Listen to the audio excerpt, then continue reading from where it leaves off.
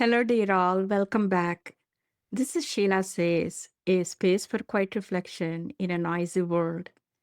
Wars that don't seem to end, financial pressure, and a fear that something familiar is slipping away. And questions emerge. Where is God in all of this? How does faith look like now? How to show love when the world feels so fractured? Last time we reflected on something very central, what Jesus calls the greatest commandment: to love God with all our heart, with all our mind, with all our soul, and to love our neighbor as ourselves. And we began to see something deeper, that love for God, love for others, and even how we relate to ourselves are not separate things, they are connected. We also reflected on how Christ's death on the cross and his resurrection carry more meaning than simply being a model for how to live. They begin to show us that something within us is being restored, and we were left with a question: what else is God restoring within us? Not trying to fully understand God, but gently asking, what does this mean for us? So let us begin that journey together. Today is part one of a seven-part reflection. Yes, you heard it right. It is part one of a seven-part reflection. The mystery of what God is restoring in us. And part one is today. What is this deeper place within us? Even when life looks steady on the outside, something within us feels unsettled. We try to live well, we try to love, we try to make the right choices, and yet we still feel restless, disconnected, and not fully whole. Sometimes, some of our lives are not lived well.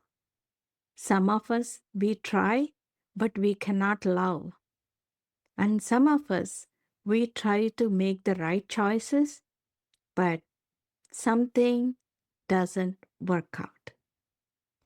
And we still feel restless, disconnected, not fully whole. So perhaps the question becomes, is there something deeper within us that we don't fully understand?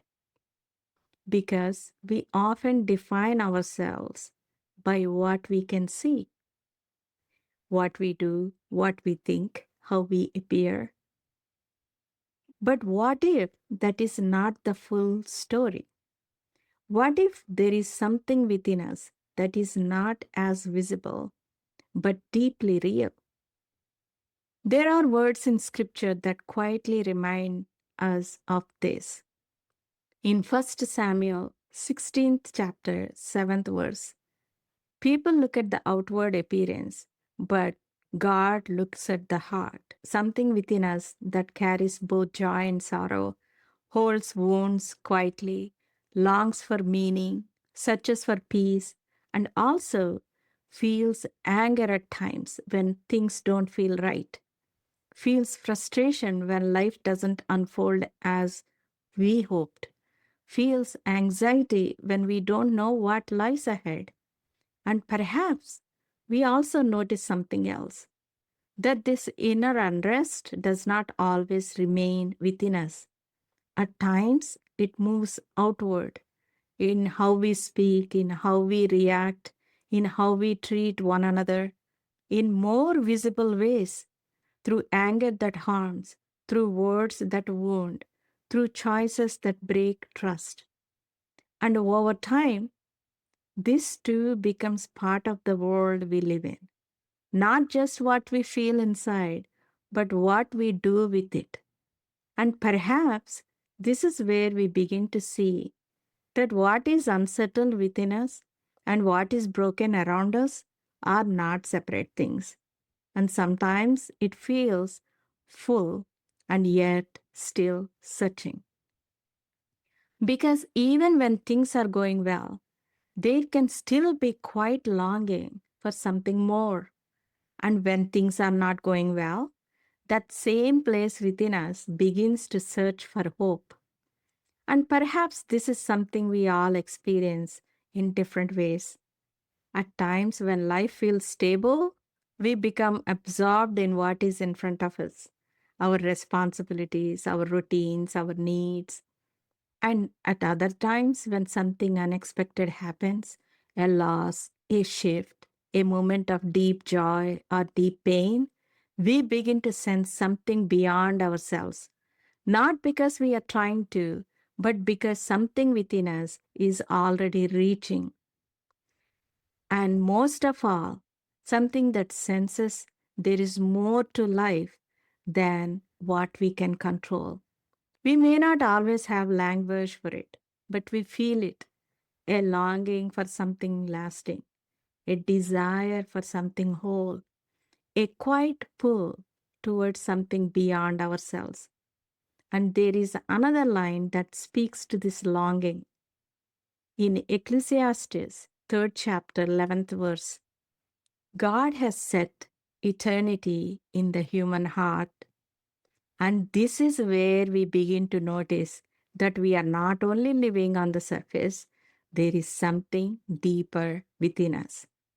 In scripture, this deeper place is often described as soul, the inner being. And even more gently, we hear in Psalm 51st chapter, 10th verse, create in me a clean heart, O God, and renew a right spirit within me. And this begins to connect to what we have been reflecting on. Because if something within us feels unsettled or broken, then perhaps what God is restoring is not just what we do, but who we are at the deeper level. And this may also help us understand why simply trying harder does not always bring peace.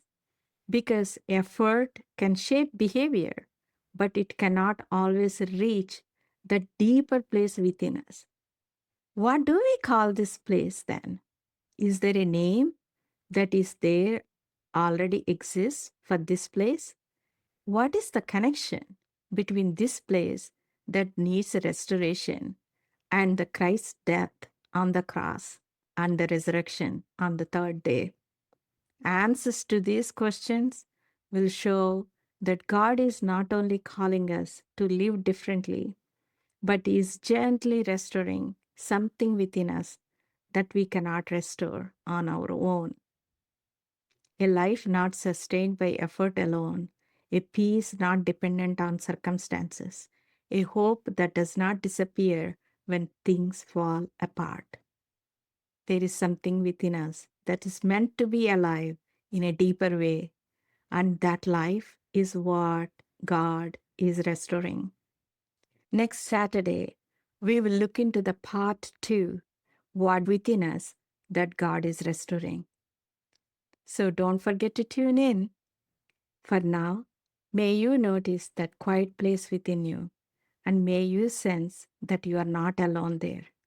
Until next time, then, thank you for tuning in. Bye for now.